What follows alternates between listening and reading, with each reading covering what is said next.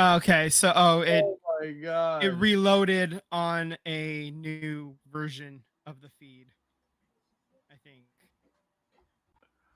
All That is right. hilarious. Yeah. Um Interesting. That's Are we what you back on? get for taking shots at the government, dude. That's right. I know. So as I was saying, suck it. Okay. uh yeah, okay. So it's going to be a lot of fun to see that performance. That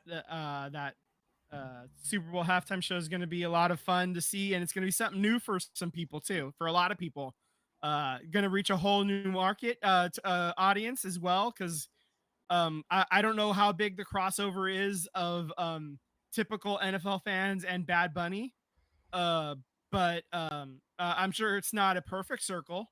Um, so Bad Bunny's going to get some new viewers, and then also the NFL is going to get some eyeballs on the Super Bowl that may not typically watch as well, and that's usually what they try to do with these halftime acts, right? That's part of the reason why they jumped on the chance when Taylor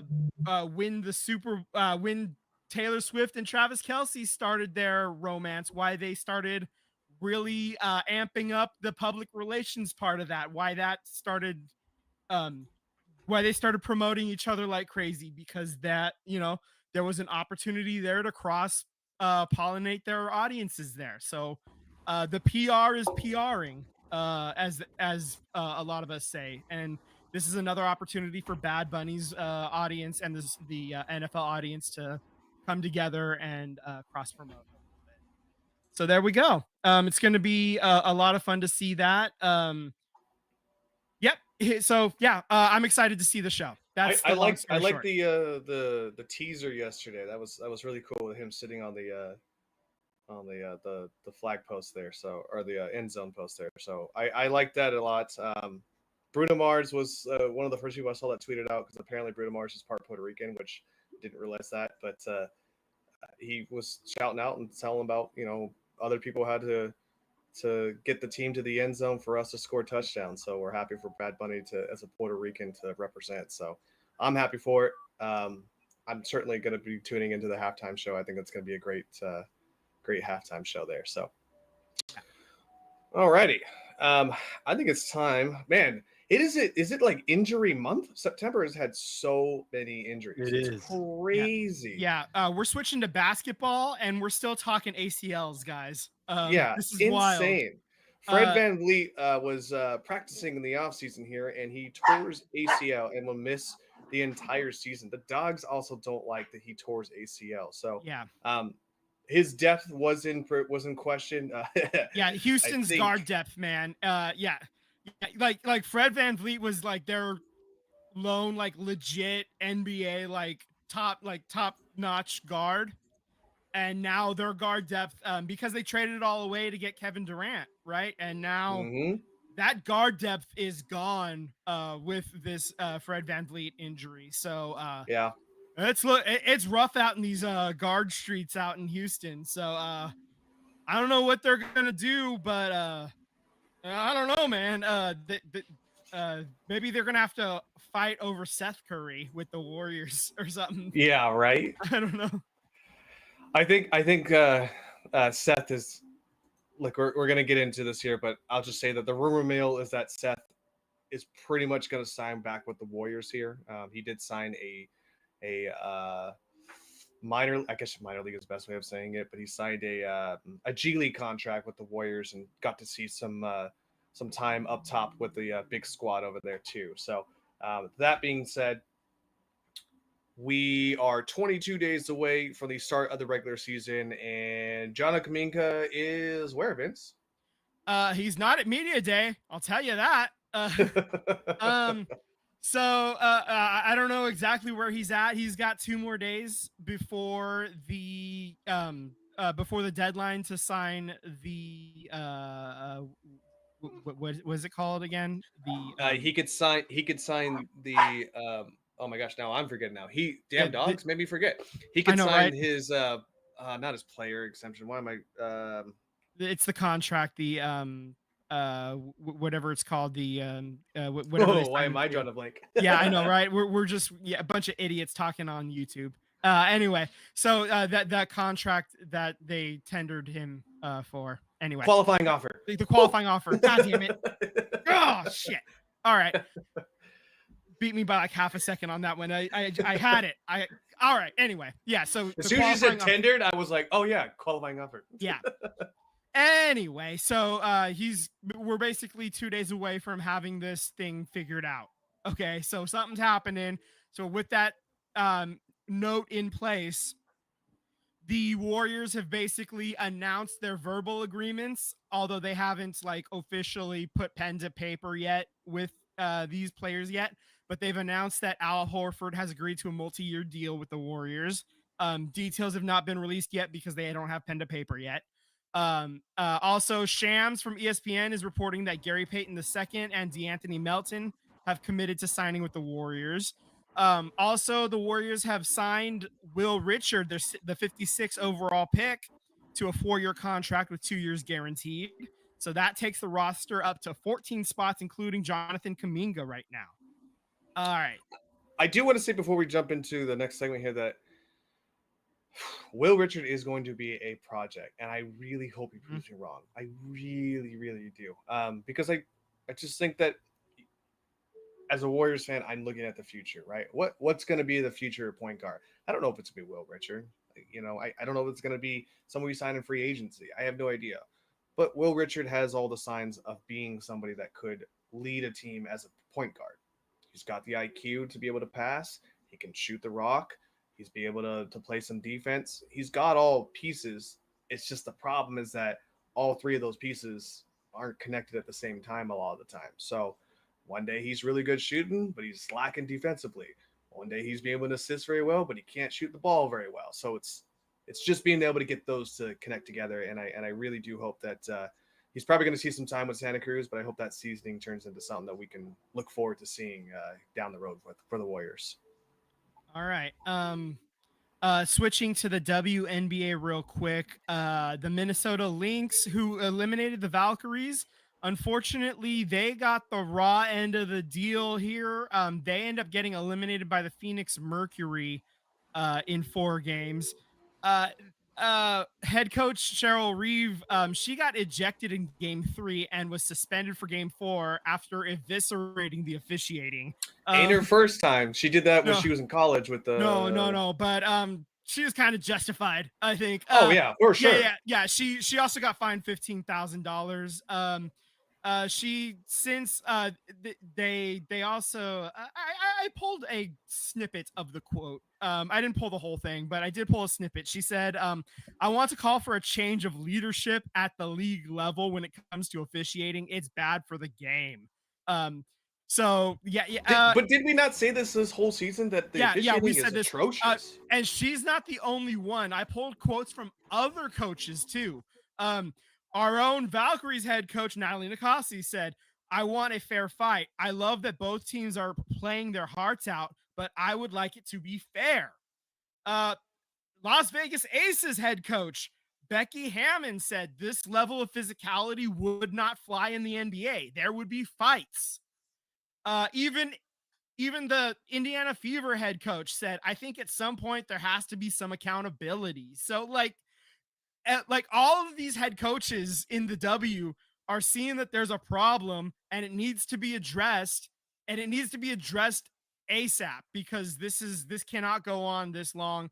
And Kathy Engelbert is, I don't know, sitting in her ivory tower right now, double checking with Adam Silver, saying, "We're good, right?" And he's like, "Yeah, sure, no problem. Everything's all honky dory. It's all great here. You know, that's all fine, no problems. You know, all great." So we'll see what actually happens in the offseason. They officiating isn't the only problem she's got to deal with, because we got a lockout possibly coming, along with 2 expansion teams are supposed to start this upcoming season as well. So it's going to be a busy offseason. Not to mention, you got Unrivaled as well starting up again, and they're adding 2 teams to their mix as well. And you got a couple of Valkyries players that have announced that they are joining. You got Monique Billings and as well as not Kayla Thornton. I'm being dumb.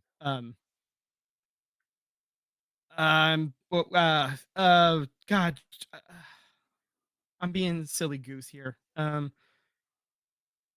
It's Veronica Burton. Damn it. Okay. Sorry, I couldn't help you on that one, bud. I'm tired. I'm sorry. Veronica Burton. Okay, so Veronica Burton and Monique Billings are both joining the Unrivaled. That's a 3-on-3 league that's going to get started in the off season. So okay, we gotta move on to hockey real quick. We do have some quick notes. Before we go, Yeah. Sam's got to hop off here. So Sam, thank you for joining, brother. We'll see you next week here for you. Okay. Yeah. All right, guys. I'll see you next week for sure. All right. Cool. All right, man. later. All right. Bye. Okay, so we'll just rip through these then real quick as well. So the Sharks unveiled, whatever word you'd like there, their Heritage 2.0 jerseys. Man, I love it. They're so clean, aren't they? I love those. Okay, so I did grab a couple of notes on the Heritage jerseys. So the idea is so you got the iconic shark bite lettering on the inside on like the neck on the back. Color. Yeah. So yeah, it's the teal. It's the it's like the teal shark tooth on there. So you got the classic name and number style, and it looks it's just a little bit modernized for today, but it looks almost identical to the to those old school style from it's from 1998 to 2007. So it's the same jerseys that they were wearing from when I was like 12 till when I was like starting college. So really hyped to see that Mike Ricci, Patrick Marleau, Owen Nolan, these are the jerseys that these guys were wearing. So I'm really hyped to see that and to see them wearing that. So they're going to be wearing these jerseys for 4 games this season that they've announced. So it's going to be Thursday, October 30th versus the Devils, Thursday, November 20th versus the LA Kings, Wednesday, December 3rd versus the Capitals, and then Sunday, March 1st versus the Winnipeg Jets. Okay. There you go. All right. And then there's one more fun fact. So Macklin Celebrini is just 873 goals behind Alex Ovechkin for the all-time lead. Okay. So analysts are suggesting that it's not likely to happen this season, but it's not impossible. He just needs 11 a game. Okay. He just needs 11 a game to catch him. Okay.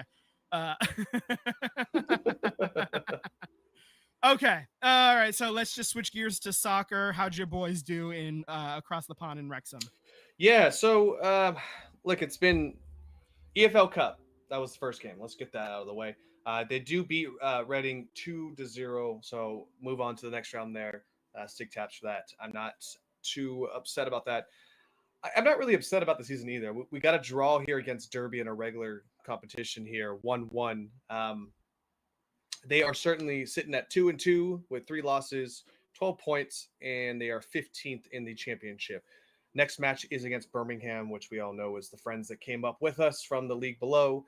Tom Brady's also a part owner of that team. So I'm not upset about where they are. We did say it was going to be a struggle, and I do think that they are kind of punching above their means right now. So it's not that they can't go acquire these players. It's just they've been working in the red for, I don't know, 4 years now at this point, right? So it's kind of hard. They basically had to sell off a portion of their team to get some liquidated assets to be able to, one, rebuild the stadium. They're still working on the cop grandstands, and that's going to be a red tape like none other. It's like trying to build things in California, right? So red tape is going to be crazy over there, and especially if you're American, they really want to give you a hard time. So Rob and Ryan have enlisted some companies to kind of help push that along, because they're companies that have built things in Wales and in England. So that's going to be something that they're going to work out and try to get done. But being 15th, I think if you could just stay middle ground, don't be one of the last four teams. You know that's I think that's the goal of this season. Don't be one of the last four teams. Do well in your cup games. You know, do as well as you possibly can. Get some money, get some assets in. Yeah, if you keep playing those cup games, you keep making money. You know, Yeah, keep winning those games. You keep playing, advance as far as you can in those, and then yeah, you stay up in the championship because then you can keep winning, keep getting money, and then you don't have to keep shelling out money, even more money for more expensive players either too. So yeah. I mean, yeah, I there's think been some. stabilize at the championship level for a couple of years before you make that final push. I think. Yeah, and I think this ownership is smart and they're pretty wise. I think they're doing their best to try and get all the money they can to get in to help build this team and make it successful. You know, I mean, I'm drawing a blank on a team right now, and I can see their logo. It's like a yellow wolf, and it starts with an L. But anyways, they did the same thing where they basically came from the bottom of the bottom and went to the very top and won, you know, a premiere. So and now they're kind of meddling downwards, you know, and unfortunately, it's just it's one thing to be up there, it's one thing to stay up there, and I think that's going to be the battle of attrition for Wrexham and for their fans is to understand that like sometimes being middle of the road isn't the worst thing in the world because you could just stay there and keep building and building and building. And once you've built that empire, who says you can't be like Manchester? Who says you can't, you know, be like Leeds and all this fun stuff? So Leeds was another one that I think is starting to see the troubles of being a top Premier League and not being able to spend like the other top premiers. You know, so Yeah. Man U and Manchester City have definitely Arsenal have definitely proven that to be a basically a battle of the riches at this point. So I think Wrexham, I think their owners are smart. I think they understand that what the battle is, and it is an uphill battle. And I think if you're not excited about that, then I think you're probably not excited to stay on this wagon for much longer, right? So I'm here for the trials of tribulation, and I'm here to see what this team can do going down the road. But I know it's not going to be a fifth promotion like that's unheard of, right? So it's probably not going to happen, but still going to root for the boys every single Saturday. So I'm down here for it. So, anyways, that's Wrexham. All right. All right. So moving on to Bay FC, they end up losing 2-0 versus Utah Royals on Saturday. Both of those goals came early in the 9th minute and the 18th minute. And it's just a brutal ending to the season. They have not won a game since they took the summer break. It's been a long time since we got a win.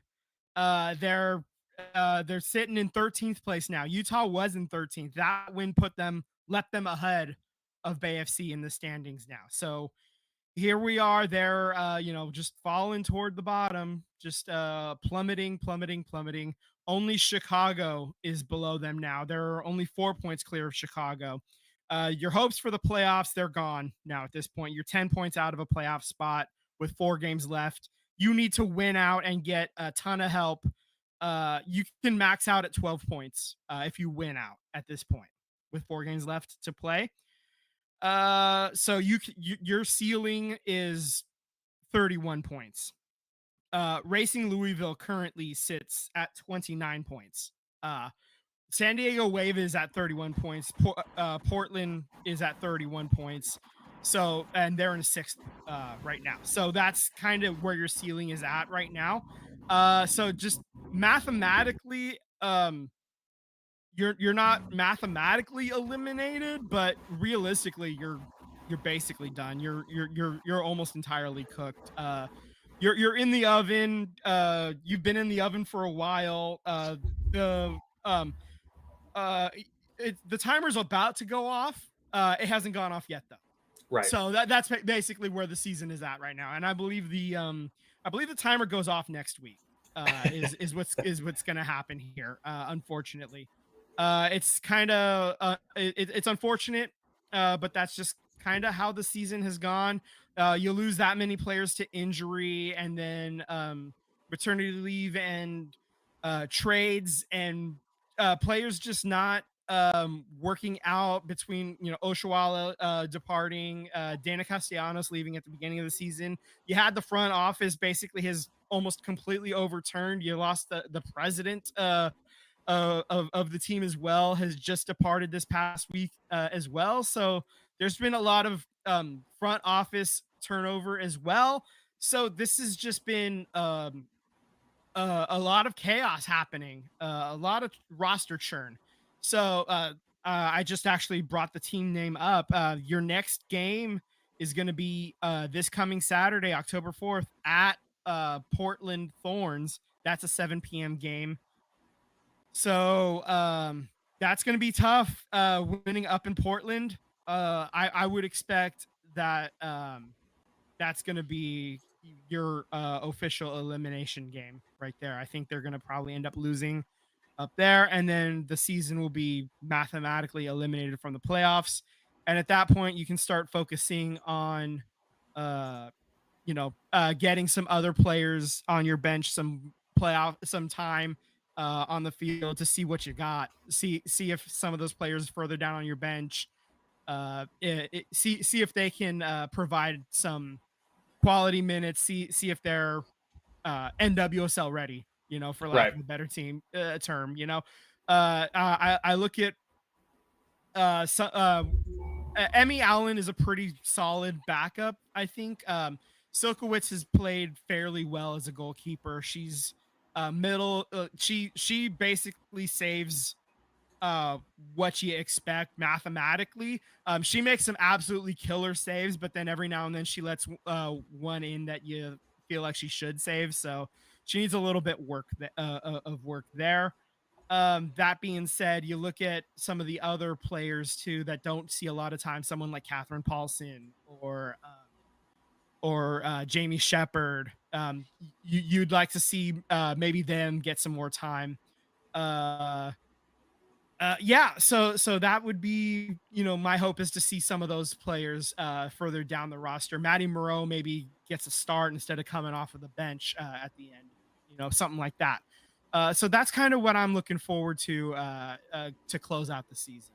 It's to just kind of see those kind of players get more time because the season's lost at this point. No sense in letting them sit on the end of the bench. Let's just see what you got, Agreed. All right. Agreed.